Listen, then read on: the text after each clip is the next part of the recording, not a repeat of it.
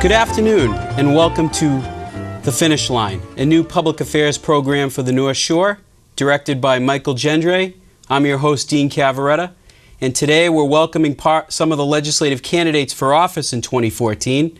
And today we have a very special guest, Tom Lyons, the Republican candidate for state representative in the 13th Essex District. So, without any further ado, we'll get right to it. Tom, welcome. Thanks, Dean. Thanks for coming in. You're welcome. Busy campaign season, yes. Many competitive races on the North Shore. Yeah. Talk a little bit about your district and your background in Peabody, in Danvers, and the other communities that you seek to represent. Okay. The district is all of Danvers, Precinct 2 in Middleton, and Ward 6 in West Peabody, and Precinct 2, Ward 5 in West Peabody. Okay. So it's kind of split up a little bit up through the Peabody area. Right. And I know your connection to Beverly is pretty strong. You're part of the Civil Air Patrol here in Beverly. Correct. And you're a pilot in your own right. So why don't you take a few minutes to let our viewers know your background and why you put your own life on hold to enter state politics. Thank you. Well, I'm glad you mentioned the CAP here in Beverly. That's a big part of my life. That takes up the other 24/7 out of my day, because we're always on call, and we're always dealing with issues with the cadets or with the national headquarters or the wing headquarters. So it keeps us very busy. We perform missions for America. That's what we do. We do 90% of the inland search and rescue for the Air Force. So if a plane goes missing or people go missing, it's cheaper to put us out there in the field searching for them than it is to put up the expensive government assets. So as volunteers, we're part of a force multiplier. Right. Which gives me a background in government relations, using government money, being responsible for government money and materials, and it makes me a leader of people. So that's been very important to me. I actually belonged to the CAP as a kid. So I was a cadet, and I grew up through the program and learned a lot of valuable lessons and brought them forward in my life. Now I'm a sales rep. I work at the Peabody Supply Company over in Peabody.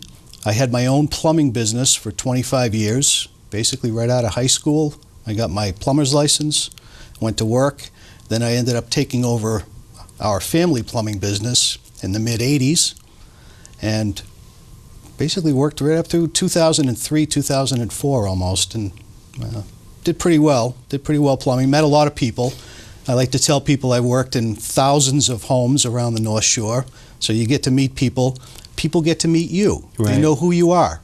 They know what your work ethic is. They know that your word is your bond. And I've never had any problems in business, and everybody's always been satisfied. I've always had a great customer base that's followed me. So I'm hoping to bring that customer base forward with me in politics and have these people help me to get elected. Yeah, and you know, I think in the course of our program here, Tom, we'll take a moment to talk about many issues, but a lot of good things to talk about. I think listening to your background, a good place to begin is homeland security, public safety issues. We live in an age of terrorism. Take a few moments to talk about that focus, that part of the job with your background and what you want to bring to Beacon Hill. I've been trained in the FEMA ICS system, so I have a few ratings in that. I don't have everything, but I have a pretty good working understanding of interoperability between agencies, how things are supposed to get done, how the money is supposed to be spent properly. And coordination with the Massachusetts agencies. Yes, absolutely. Yeah. Between that and federal and local. So we've been trained in all of that. I want to be able to be the person that they can go to and say, Tom, how does this work? How do we coordinate this better? What's a better way of doing this that we can do it more efficiently and perhaps save a couple of dollars right. in the process? Right. That's what I want to do. I want to bring my knowledge up there because I've been trained in this stuff, and right. It's all about moving forward and training other people and helping them and getting all of that coordinated to make a good effort. Yeah, you know, it seems to me your skill set and experience there could help the North Shore delegation as a whole, both sides of the aisle. Yeah. You have working knowledge in these issues, and we certainly want to be responsive to the public when it comes to emergencies, natural disasters, homeland security. Absolutely, and if they have any questions or if they need answers, I want to be the guy that they can go to. No learning curve on public safety. No, I'll be ready to step right in on day one. Right. Absolutely, I'm ready to help and ready to answer any questions for any legislators, senators, or whatever that they need. Absolutely. Right. Very good. Very good. Let's go through the issues here. I know in your race in the 13th Essex, you had a recent forum with your opponent, the incumbent state rep. Yes. And the issue of the homeless population on Route 1 came up. Yeah. What's the background on that? What do you think the state role needs to be? And it sounds to me like it's an emergency. It is an emergency. It's something that we need some different people looking at this situation. The state's answer for the past several years has actually just been throwing money at it, and that's not going to fix it. We need to really find some way to get better housing for the homeless. We need to eliminate some of the waste that's in this program, and I say we definitely need a better residency requirement. We need to make sure that these are Massachusetts residents that are participating in the program, because there was a big meeting up in the Danvers Town Hall several weeks ago, and we were hearing reports of people coming in from out of state, yeah, and maybe even out of the country, and they're using the program for a few months and then disappearing, and that's our tax money. Right. That's our sales tax and our income tax paying for this. It's waste. It's fraud, and we hear these things thrown around all the time. But these are the issues. These are the actual physical issues where they're being wasted on. One of the things. So the state needs to clean this up. We need to make sure it's for our people here in Mass. You know, we want to help everybody we can, but we can't be housing the whole world. Right. I called for a cap, and a lot of people said, "Don't do that, Tom." Well, we have to do something. I want to see at least 15 to 25% cap on the amount of rooms used by the motels. This is going to force the legislators and the public housing departments and whatever to find an answer, and that's what we need. We can't just keep putting more and more people into hotels and motels. Right. It's not fair to the families. Right. We also know that hotels aren't a permanent solution, and the idea that we can be settled on that approach is not fiscally sound. It's not humanely sound to any of the families involved. No, because they were saying, if they don't have enough room in the shelters, and you don't want to see everybody end up in a shelter. That's not the point. So they put them into the motels or hotels, which sound better, but after a week or two or a month, or some are there, some of these families are there for several months, it gets out of control.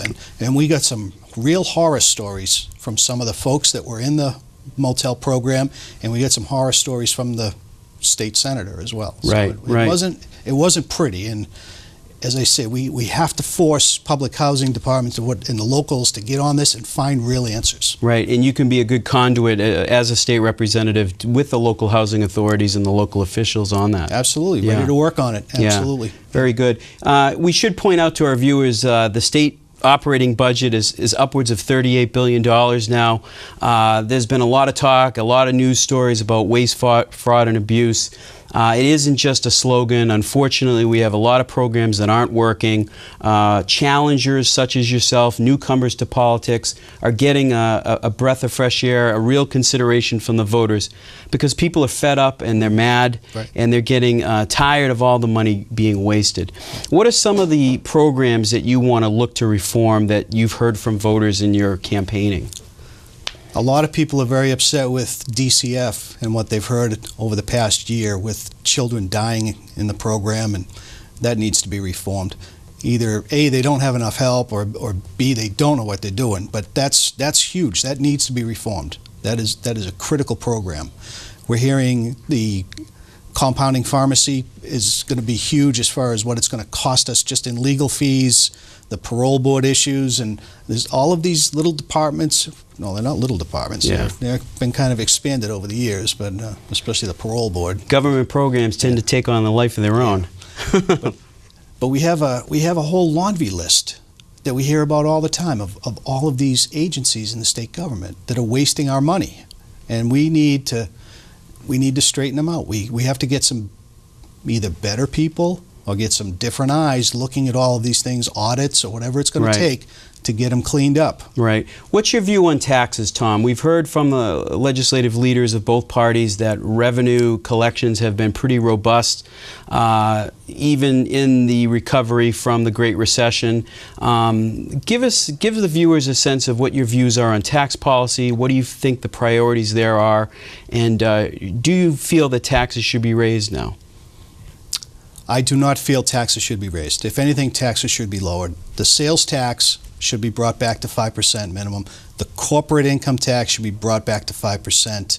Meals tax should be brought back to 5%. We need to find ways to create jobs. We need to find ways to keep businesses here. Right. We need to refer to businesses as employers. Those are the people that are going to keep us working so we can pay our bills, stay in our homes, and be able to go out and purchase things in our community. Yeah. It's all about keeping people working. So we have to at least start addressing those taxes.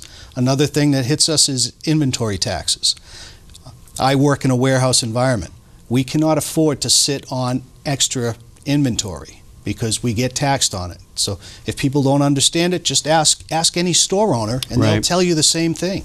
It's a little bit of, it's a little bit, but it comes right off your bottom line, and it's hurting our businesses. Right. We should note that we are filming here in Beverly, and we're in the 128 corridor, and your district, the 13 Essex, and other districts have been impacted by last year's fiasco, which was the so-called tech tax that the majority party tried to pass through, apparently without reading the bill, that is going to have a direct impact, or was going to have a direct impact on the technology sector of our economy until people started reading the fine print. Right.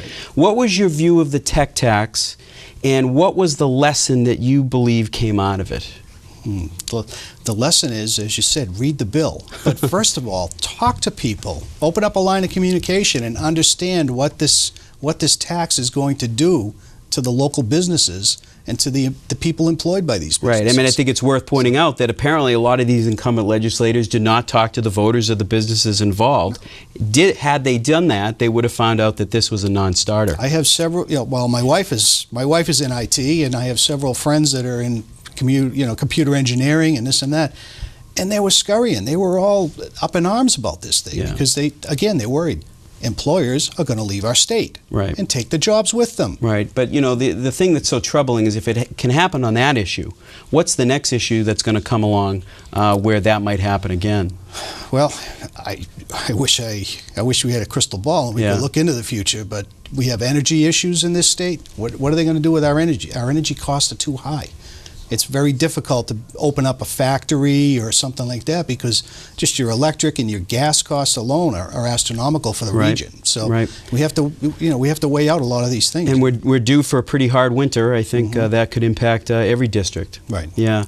All right. Let's keep moving. As we move to other issues, if you want to give the viewers at home your website, what's your website? It's www.votetomlyons.com. All one word, Vote Lyons. Yep. VoteTomLyons.com. TOMLYONS. Okay, very good. Let's talk about transportation. We talked about 128, the technology sector, and we certainly have a lot of time to think about that when we're stuck on 128. Yeah, you get a lot of time when you're sitting on 128. I worked in Waltham for 4 years, so I'm very, very versed in 128. So I think it's fair to say most voters, all voters, are keenly aware of transportation and the North Shore needs. What are your views and priorities there?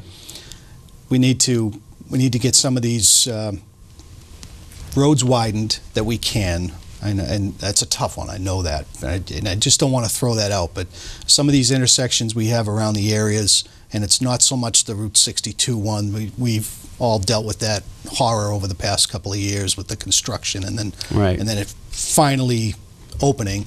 But there are a lot of streets and areas. I find, even while you're out door knocking, talking to people, there's a lot of streets that don't have sidewalks through the suburbs, and some of these are pretty dangerous streets where the traffic is really moving quite heavily, high volume, high speed. So there's a lot of sidewalk issues, as well as some of these main intersections through the towns and whatever. And I know Peabody Square is supposed to be going under construction and all that to open it up and help the flow of traffic. But when you're tearing this stuff up, I hope you got a good contingency plan of where you're going to send your traffic and reroute it. Yeah, So, yeah. I know some people have talked about, and it's been a hotly debated issue, is the first question on the ballot questions. Question 1 has to do with the automatic increases in the gas tax. Right. What is question 1 and what is your position on it? You're stopping the automatic increases, correct? Yeah, I'm voting yes on question 1. It's to stop the indexing to inflation on the gas tax. As I've said, we've already given them the 3 cents. That's not the issue. The issue is that it will always climb. It will never come back down. Right. So that they'll always be making money off of us. And part 2 of that is they'll never have to vote on it again to either increase it because it's tied to inflation. Every vote should be held accountable. Right. You should be on a roll call or whatever up there in the State House, held accountable. And the scary thing is, what we hear from different people is they'll be able to tie this tax, well, not tie the tax, but they'll be able to tie this precedent of indexing to inflation to other taxes, which is really scary because it could be property tax, sales tax, or whatever. And if they get away with it once, they'll get away with it again. Right, Pandora's box. If you attach automatic increases, they'll try to keep doing it. Yeah, they'll just keep doing it and make more money off of us. Yeah, let's move, Tom, to education. We know that most localities in the Commonwealth, most school districts, 2/3 of the local budgets is education spending. Sure. A good part of the state representative's job is to work on the cherry sheets, on appropriations that go back to the cities and towns. Ed reform worked pretty well here in Massachusetts. We have a lot of high-performing schools. The Common Core experiment at the federal level is now in full swing. MCAS is now being compared to this new Park high-stakes exam. What's your view on ed reform overall, and what are your priorities in education? One of my priorities would be to try to get Common Core revoked or taken repealed. Yeah. Right, because I'm not excited about what I've seen coming out of this Common Core stuff. As far as ed reform, MCAS had its place. It wasn't accepted by a few people, and then it worked its way through. I guess the test results have proved that you have to grow. You have to move along. Right. The kids are doing well. The scores are good, but we can't be lowering their standards now. Right. We're up number 1 as far number as one in education. many outcomes. So it's yes. like, don't lower the standards. Our children deserve the best here in Massachusetts. Everybody should raise to our level. Right. Some opponents of Common Core have called it the Obamacare of education. Mm-hmm. And really the message around that is process. The idea that the state reps weren't consulted on Common Core, that teachers and other stakeholders at the local level, superintendents, it was sprung on them like other issues that Beacon Hill and Washington, D.C. do nowadays. As the state rep, talk to me about process. What's your role? What do you think your role is when it comes to shining a spotlight on some of these things? Well, as far as the Common Core stuff, a lot of it was money too. They got a lot of money dangled in front of them, and that's why they voted for it. Right. And if they'll tell you the truth, it came down to the almighty dollar. So right. They had X amount of money coming into Massachusetts. They thought it was great. But of course, it came with the fine print, right? Yeah. But my thing would be to talk with your constituents, talk with the teachers, find out what their needs are, how they can be improved, what the dollar values are going to be, and try to work that together. See what else you need around in your school districts. Work with your other reps. Try to be bipartisan or whatever, and right. and try to get the best for your geographical area. Right. Now, early in the program, you mentioned the homeless situation on Route 1, and unfortunately, those children are being placed into the education schools in your district. What can be done? I mean, that seems to be a potential budget buster that could impact your entire district. It's a lot of money, and what we're finding out is that some of these kids have to be transported back to their home schools, right. their hometown schools from where they came from. If they came from Newton, we'd have to transport them back from Newton, and the state came up with this. Our rep came up with this plan to get us 50% of the transportation cost. But there's still 50% of the transportation costs. Yeah, we're transporting kids around out of town that aren't from Danvers, and we have to, especially in Danvers, where this problem is huge, we have to focus on that. You pay a lot of money to live in Danvers. You pay good property tax for a good school system. And unfortunately, these kids, and it's not their fault, but these kids are being, bounced in and out of our schools, and they're only in there for maybe 3 days or 3 months is what we're hearing. And it's not fair to the kids that are there and want to learn, and the teachers can't really get a plan together because we don't know who's going to be in school today and not in school tomorrow. And it kind of goes to your point earlier that you said where you have to solve the homeless population problem and the placement in the hotels. Absolutely. So you avoid the children being bounced around when it comes to the education. So that's a point well taken. Okay, so we have about 5 minutes to go. We've covered a good amount of issues. One of the questions I wanted to ask you is where do you see yourself fitting in on the North Shore? This is a very unique part of the state. There are needs up here that aren't down the Cape, for example. Take 30 seconds, take a minute to talk about how you want to fit into the North Shore delegation. Well, that's a good question, but I'm not a politician. I've never run for anything before, so I don't know all those ins and outs. But what I see is we have a lot of industrial parks, especially as we said, we're at 128 and we're tied in with the technology highway and all that. Right. We need to get these parks filled back up again with employers. Higher occupancy. We need to get people working again. Right. And we need somebody that's going to look at this and say, hey, how do we do it? And my biggest thing is to get jobs back here. We've got to get people back to work. Right. And people that are working, we need to get their wages up a little bit. So that's why I want to see some good jobs coming back this way. And we've got good folks. We've got good reps and good state senators in the area. So I think if we all get together, put our heads together, and work at it, and try to get some help, get businesses, local businesses, and banks, and everybody involved, to see what we can do, I think we could pull some more business back this way and get our office parks and industrial parks and et cetera filled back up. Right. Well, you, ladies and gentlemen, you've been watching our new program called The Finish Line, a new public affairs program targeted to issues on the North Shore. We're talking to Tom Lyons, a Republican candidate for state representative in the 13th Essex District up here on the North Shore. Tom, it's been a pleasure to talk to you. If you want to give your website out again, and we're going to give you the last 2 minutes to wrap up and talk to the viewers directly into the camera. All right. But before we do that, we want to thank you for being our first guest. Thank you. You're welcome. We appreciate you running for office. It's not easy. It's a lot of work. You've been at this for a long time. You have about 2 weeks to go. And we appreciate you running and having a competitive race in your district. Thank you, Dave. Okay, so without that further ado, ladies and gentlemen, we'd like to present Tom Lyons, candidate for state representative. Thank you.